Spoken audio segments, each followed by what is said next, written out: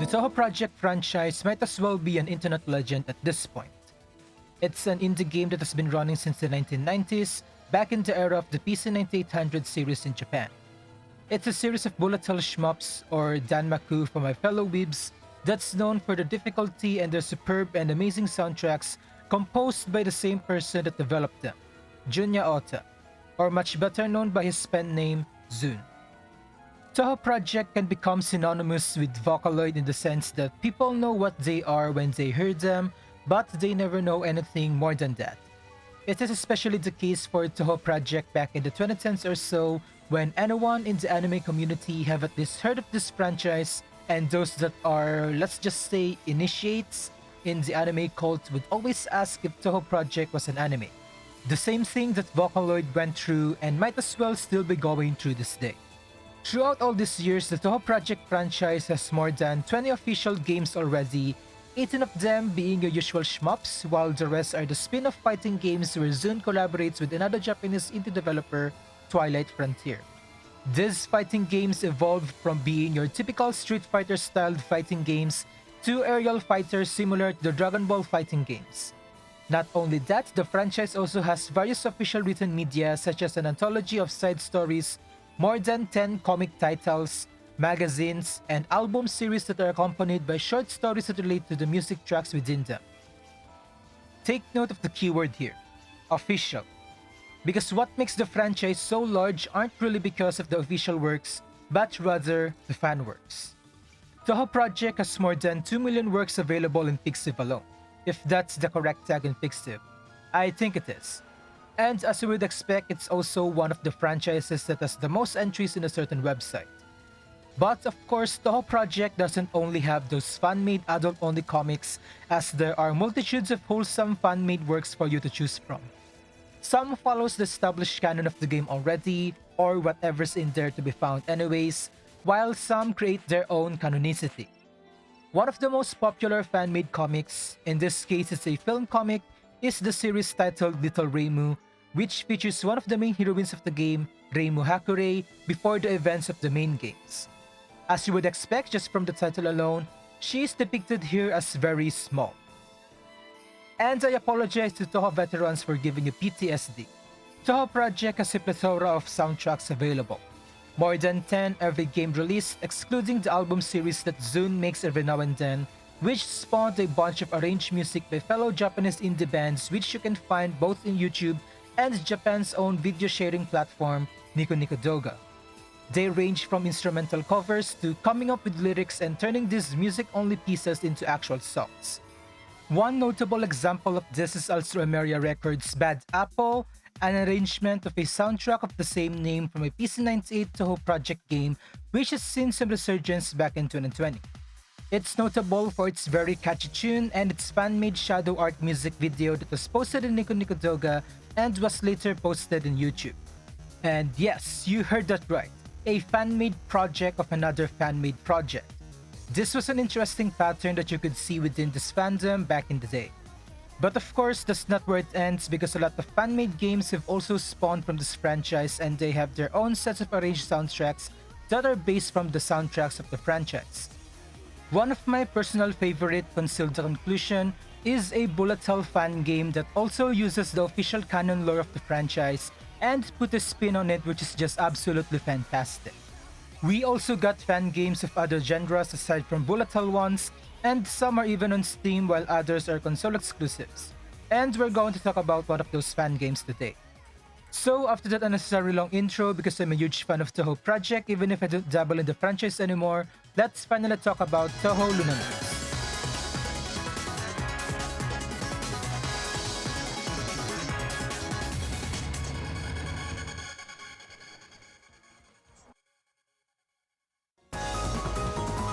A new Touhou game has been announced and a demo CD is actually in circulation now in Japan and should be more or less available in Steam when this video gets uploaded. But I figured people that are familiar with Touhou Project doesn't need a review for a new official Touhou title, so I'm here reviewing this fan game instead. Touhou Luna Nights is developed by Team Ladybug and is published by Why So Serious and PLAYISM. As you would expect, the game is based around the Touhou Project universe and somewhat follows the game's canonicity. It plays out like your typical Metroidvania. You explore the place while killing enemies in the process, picking up usable items, upgrades for your playable character, and key items that you need to further progress in the game. Of course, that also means you need to backtrack a lot. Touhou Luna Nights focuses on ranged gameplay rather than being a melee game like the other Metroidvanias out there, so it's more akin to the original Metroid than to Castlevania when it comes to its general gameplay. However, it pretty much references Castlevania in every other aspect. As you would expect from a Metroidvania, you're going to traverse a series of interconnected areas that make up a whole map and unlock shortcuts to and from them later in the game, as well as fast travel points.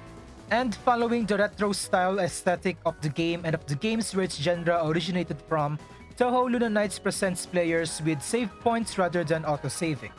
This means if you die, you will go back to your last save point, essentially erasing the progress you made since the last time you saved the game, contrary to Rabiribi, the other Metroidvania that I reviewed in this channel, where it automatically makes checkpoints for you to come back to when you die in an area.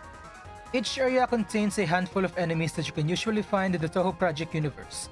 You have the Tanuki, the Nekomata, and the usual fairies that are used as the common enemies in the official mainline games.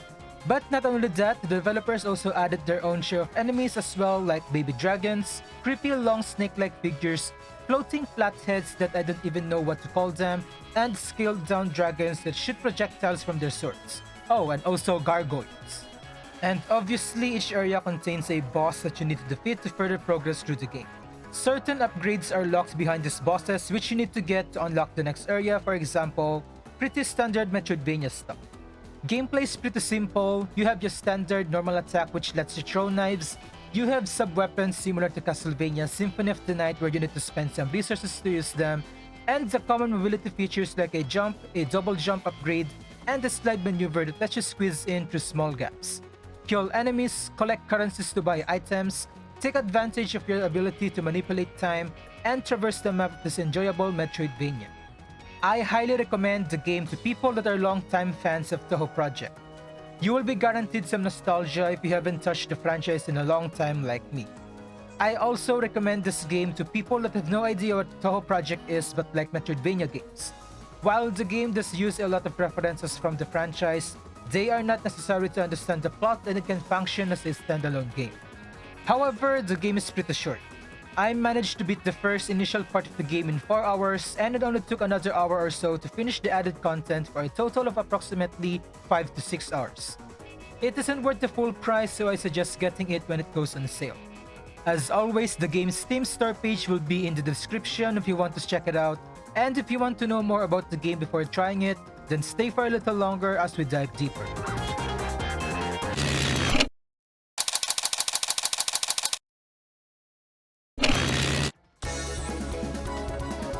This game loves retro-style art, so obviously it's presented with pixel art. And I'm no expert or anything, but I think this is indeed true pixel art as opposed to Dead Cells pseudo pixel art. The game's menu and the title screen all seem to be decorated with split-flap display aesthetics. The way the main menu is displayed is similar to split flap, even when you're in the post menu and choosing between the 3 options in there. Character designs are pretty nice. Like I said earlier, the enemies in the game are canonical creatures that you can find in Touhou Project's universe, which is always a plus for me. I do like fan works that follow the canon, although the other enemies that they added look a bit goofy in my opinion, especially the flying dragon that shoots out projectiles from its sword. The main characters of the game are really superb and, like I said earlier, follows the canonical stories and appearances. The developers have put their own style into creating them, but they fit the overall motif of the game and there really isn't anything else to say about it. The whole map of the game is designed pretty well, although there are some unintuitive puzzles along the way. It is most apparent in the very starting area of the game where some buttons that you need to activate by stepping on them for a short while doesn't really stand out that much from the background, thus making it hard to spot. Each area of the map has distinct styles and it will be really hard to mistake one area to another. In my opinion, this is one of the most important aspects when it comes to Metroidvania games. Since this genre lets you explore a large map that consists of many areas, each area should be unique and there should be distinguishable differences between them. And Touhou Luna Nights delivered in that aspect. Most of the visual aspect of the game are almost things that you can find in the official games.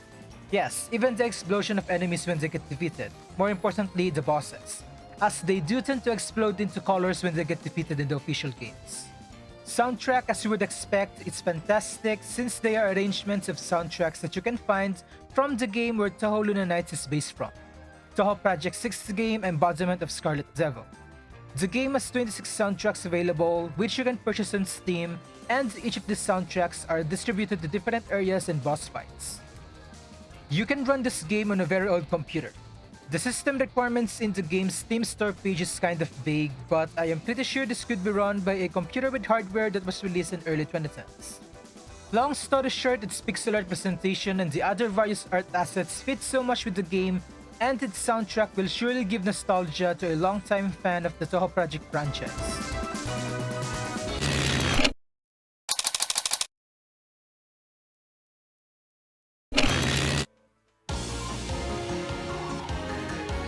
The main characters used in this game, whether they be the playable character or the bosses themselves, are mostly from the game where it's originally based from, embodiment of Scarlet Devil.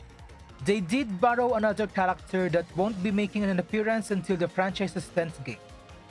Of course, you have your playable character Sakuya Izayoi, which has been memed to death in the fandom as having bra pads and an actual JoJo reference. As for the bosses, you have the wide cast of the residents of the Scarlet Devil Mansion. Of course, you have the security guard of the mansion, Hong Mei-ling, as the very first boss, and for those of you that are not into the Touhou Project that much, Sakuya and Mei-ling have a really good relationship with each other in the official canon, as they are both an employee of the Scarlet Devil Mansion, and has comically abusive relationship in the fan canon.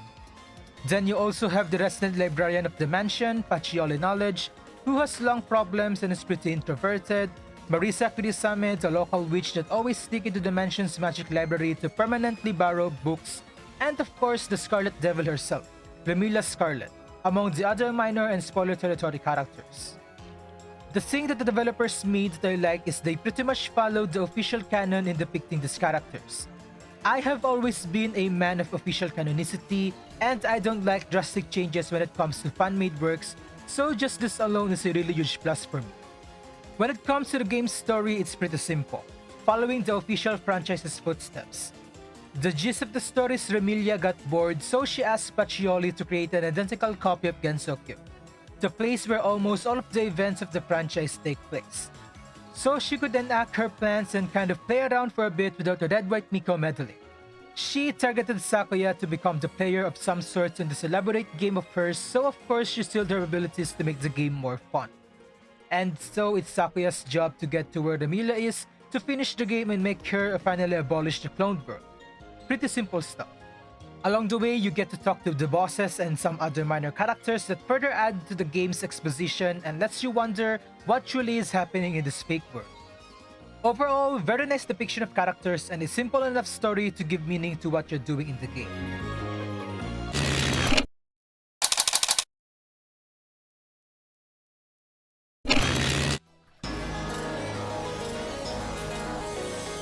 Let's not beat the meat because you've been seeing it non-stop in the video's footage. Yes, you can stop time. For Touhou Project veterans, this comes as a no surprise, but for those of you that are not familiar with the franchise, Sakuya Izayoi is literally the embodiment of a JoJo reference and the reason why she's always paired with or compared to Dio. Sakuya's time manipulation powers come into two modes. Snail time, which slows down the flow of time for a few seconds but doesn't stop it, and of course,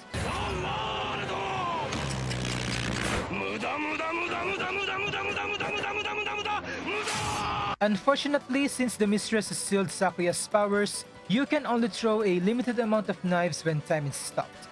It's indicated by the blue number above Sakuya's head. You get to pick up some upgrades to increase the knife count as well as buy it from the local kappa, Nitori, who acts as the game's only shop similar to the Master Librarian in Castlevania Symphony of the Night. Of course, you can only stop time for a short duration, but again, you can get upgrades for it.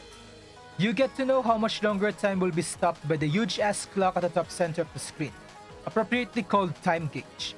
Once the number in it reaches 0, or you press the time stop button again, time will resume and every knife that you have thrown as well as the enemies in the screen will start to move again. Doing certain actions hasten the countdown of your time stop, however. Running, jumping, attacking, and sliding, if you have gotten the upgrade to do it, all vary on how much they deplete the time gauge. But the time gauge isn't your only resources in the game that you have to manage. Aside from your HP, you also have the MP gauge, which is used every time you throw your knives. The MP gauge is used basically for everything related to attacking enemies, namely your normal attacks of throwing knives and the various skills that you will be picking up throughout the game. While these skills are the parallels of sub-weapons in Castlevania, you can have more than one of these skills and you can switch between them at will. Obviously, each of these skills differs when it comes to its MP gauge cost. But even though you always use the MP gauge to attack, stopping time will instead make you use the time gauge for these actions instead. All the MP costs will become time gauge costs instead and your MP gauge will be left untouched. Which means that even if you run out of MP, you can still attack and use skills as long as you stop time and have enough time gauge to do your combos and stuff. Both the MP gauge and the time gauge replenish over time, the former so much slower than the latter. But you can make their recharge much faster through the graze system. The graze system is a really prominent feature in the official games and almost all the fan-made games integrate the system as well. Basically, grazing means that you're getting to an enemy projectile as close as you can without your hitbox hitting theirs. The official Touhou Project games are renowned for its usage of a very small hitbox for an otherwise larger player model. So the scoring system of the official games are less of how many enemies you can kill and more on how many bullets you can graze through. As you would expect, Touhou Luna Nights also have a smaller hitbox for Sakuya compared to her model so that you can graze bullets. Grazing in this game won't give you points or anything, but it will replenish all your resources.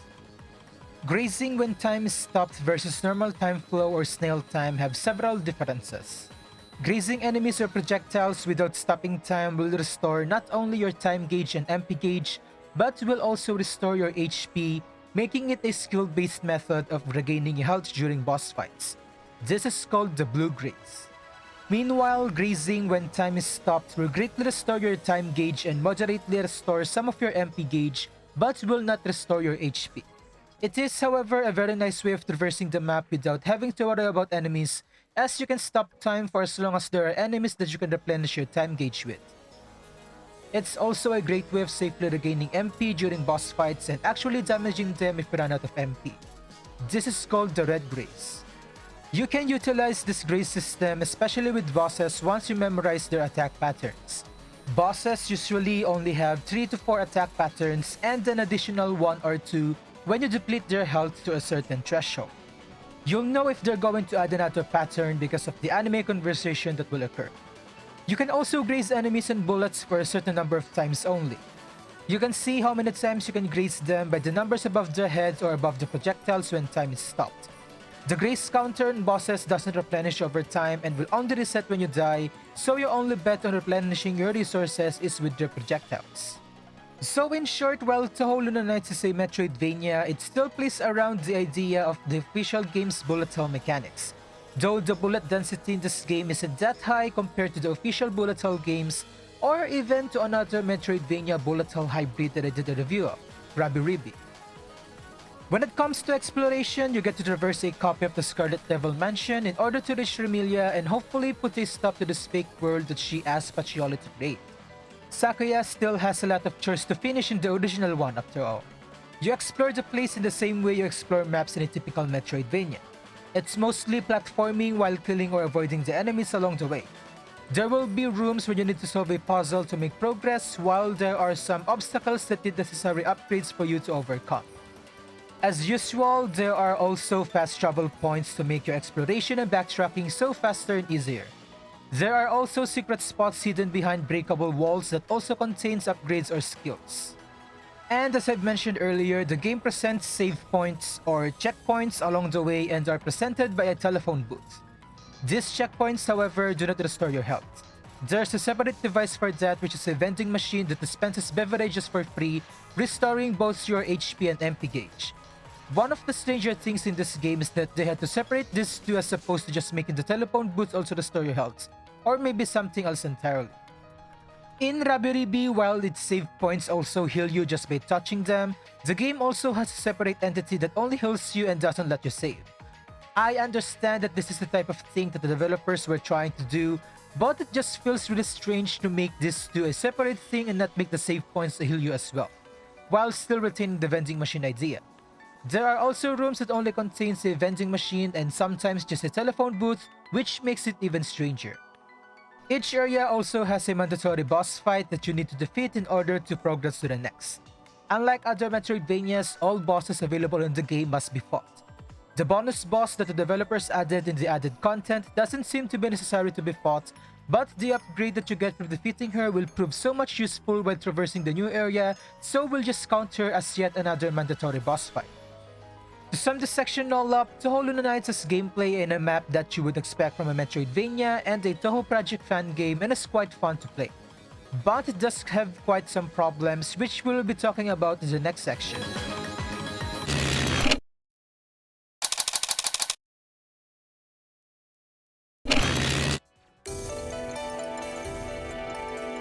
As mentioned earlier, the game is pretty short for its price. If you could do well in the game, it will take even less than 4 hours to finish the game and even less time to finish the added content. There's really no replayability unless you want to do challenge runs such as no time manipulation runs or no hit runs and stuff like that, or you want to get all the achievements and everything. Other than those, there's no value in replaying the game after you beat it for the second time. While the areas are interconnected like a typical Metroidvania game, and each of them has unique differences, it's quite a bit hard to traverse through, and I feel like there are just really unnecessary long paths that you need to take to get back to another area. Like, if you compare it to Castlevania Symphony of the Night, you will see a very apparent problem with Touhou Luna Nights map. In the former, you have one long passageway that gets you from one side of the map to the other without any forks whatsoever. It's essentially a two-way highway. Even without the fast travel points unlocked, it's still easy to go back and forth between areas in Castlevania. Not just in Castlevania, just take a look at Hollow Knight. Hollow Knight has a crossroad of some sorts, appropriately called Forgotten Crossroads, which is connected to the various main areas of the game, and those main areas fork to other areas, making the circular pathway throughout the whole map. What's also in these two games that is not in Luna Nights are meaningful shortcuts. Using Castlevania Symphony of the Night again as an example, you can get from the Marble Gallery, which is the third area of the game that you can get to the inner part of the entrance, which is the first area of the game, and it's near a save point and even a fast travel point when you already unlock it. Meanwhile, Hollow Knight's map design makes sure that there are at least 2 entrances and or exits in any given area, giving you this freedom of exploring the world that the developers have created. In Luna Knight's first area, you have a shortcut from near the place where you get the slight upgrade to the upper rooms where you can use said upgrade to get a skill.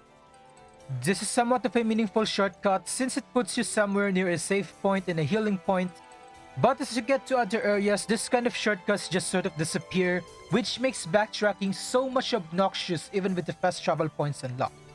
I feel like Touhou Luna Nights lack these designs when it comes to its map.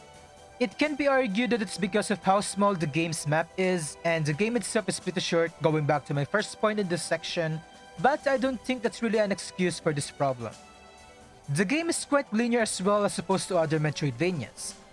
As I've mentioned in the gameplay section, you are required to fight a boss in each area to get an upgrade or a key item that lets you progress through another area and only to that area alone.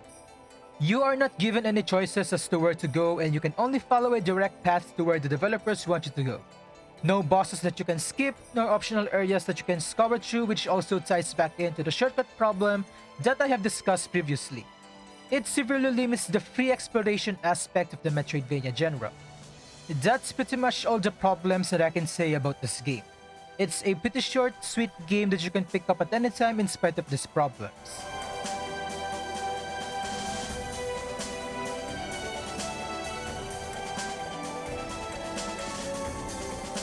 The game is a little rough in some areas, pun not intended, but overall I think the game is pretty fun and interesting. It's probably more worth to buy if you're already a fan of Touhou Project, but I really won't recommend it if you're not familiar with the Metroidvania genre, since this game operates a lot more different than your standard Metroidvania game. It's kind of hard to explain, but the movement feels kind of weird if you compare it with other games of the same genre. Overall, pretty good game. It has a simple story that's easy enough to follow even for people that doesn't know that much about the Touhou Project franchise. It may be short, but I think the enjoyment that you can get out of it is more than enough for its duration. The gameplay is pretty simple and tight, and the game's difficulty is pretty normal, I should say, and anyone can pretty much pick the game up and finish it in one sitting. Again, highly recommended. Hey everyone, thank you so much for sticking by. If you enjoyed the video, make sure to leave a like.